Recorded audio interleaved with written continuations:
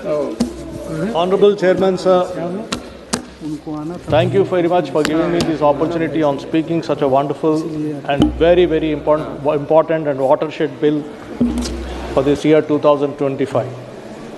Dear sir, I rise today on behalf of my party and our honorable leader, Honorable Chief Minister Sri Nara Chandrababu Naidu ji, to express the support for the sustainable harnessing and advancement of nuclear energy for transforming India, in short, Shanti Bill 2025. The very name, sir, of this bill reflects our nation's resolve to harness nuclear energy responsibly and strategically for national development and long-term sustainability in line with the aim of an Atmanirbhar Vikasit Bharat by 2047. Honorable Speaker, sir, our country's journey in atomic energy is deeply rooted in scientific temperament and national foresight. Dr. Homi J. Bhabha, the architect of India's nuclear program, viewed atomic energy as a driver of development and self-reliance.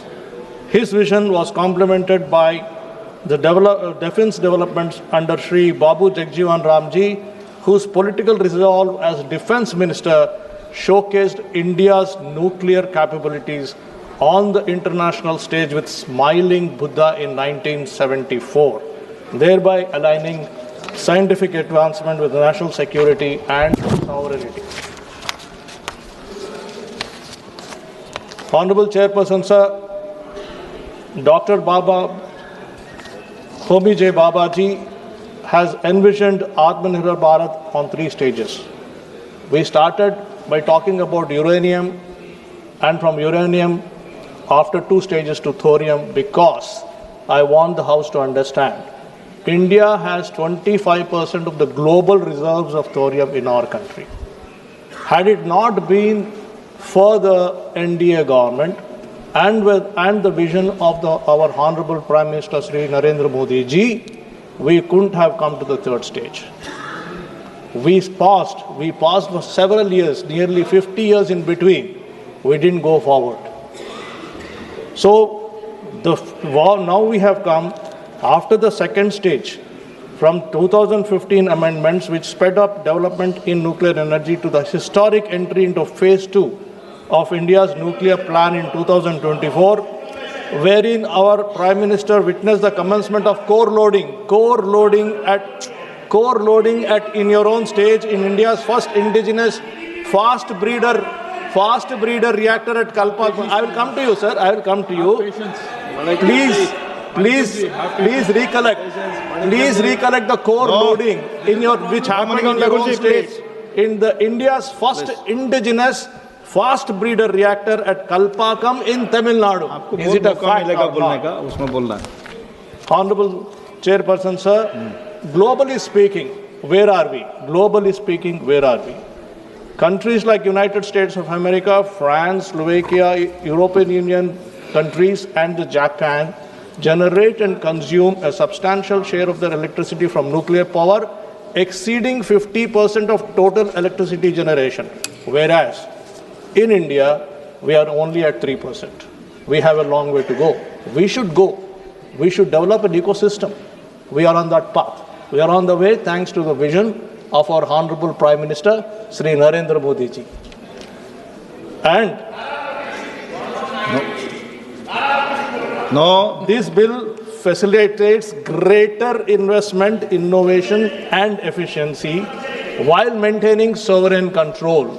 I repeat, this bill facilitates greater investment, innovation and efficiency while maintaining sovereign control. It enhances India's ability to attract long-term foreign investment in nuclear infrastructure, reactor components, and allied technologies.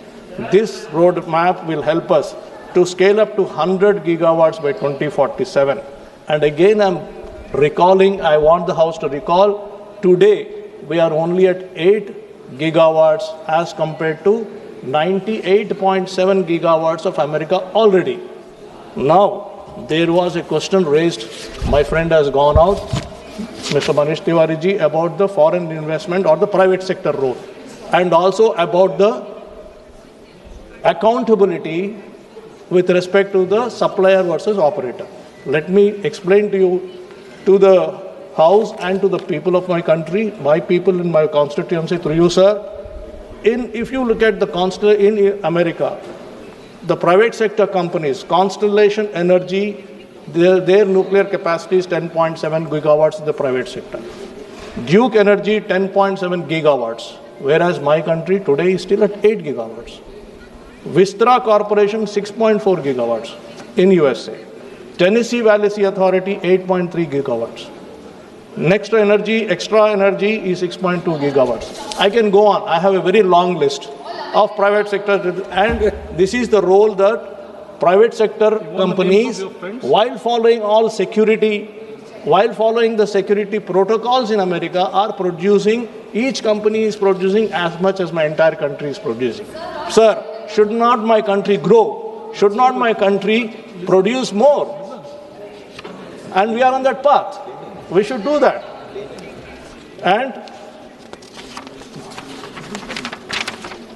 sir, when we are marching ahead, there are several people who will comment, but we should not look at them. We should march ahead. Sir, Honorable Chairperson, sir, nuclear energy offers three decisive advantages to us. First, it provides reliable baseload power for more than 60 years. Second, it contributes significantly to carbon reduction. Third, a robust nuclear ecosystem catalyzes high-end manufacturing, research, and skilled employment. I would like to emphasize on this word, skilled employment. I'll come to it again, sir. Honorable Chairperson, sir, I wholeheartedly welcome and support the emphasis this bill places on research, development, and innovation, especially in regards to using nuclear energy for research into next generation technologies focused on healthcare and agriculture. Clause 9 of the bill promotes research, development, design, and innovation in matters related to nuclear energy and radiation for peaceful purposes, while Clause 38 allows for patents in for the same. This is in line with the government support for more than 15,000 crores for research, development, and innovation, further spurring the growth of scientific temper and research in our country.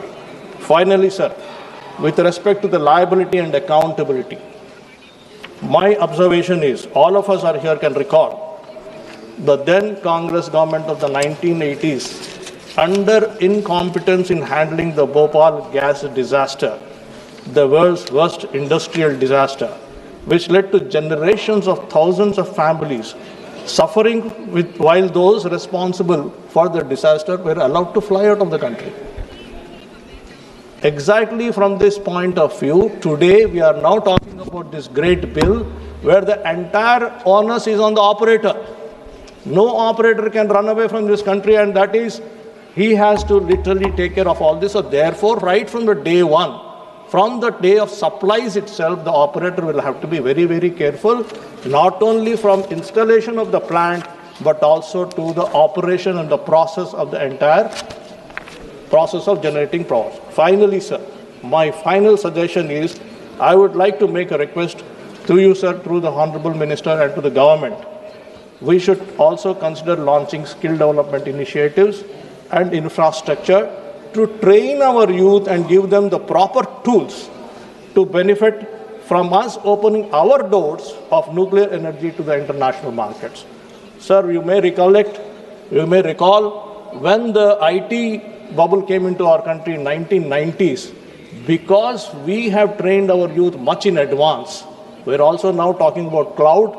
Because we are training our youth much in advance, not only we are taking care of the requirements in our country, but we are also sending our youth all over the world, all over the globe, to take care of this industry, sir. So therefore, my request is, while BARC and NPCIL operate training schools, fellowships, and retraining schemes for engineers, scientists, and technicians, we must boost their efforts by upgrading and expanding the existing skill development programs of public infrastructure. Our youth should be trained to contribute globally in this industry also. In this spirit, sir, I would like to propose establishing a center of excellence in nuclear energy research and skilling in my home state, Andhra Pradesh, and new training programs and skill centers across our country, especially in my constituency, Bapatla, sir. Finally, in conclusion, sir, Dr. J. Babaji once famously said, "I believe in excellence. It is not enough to be good. We must be the best. Our youth should be the best."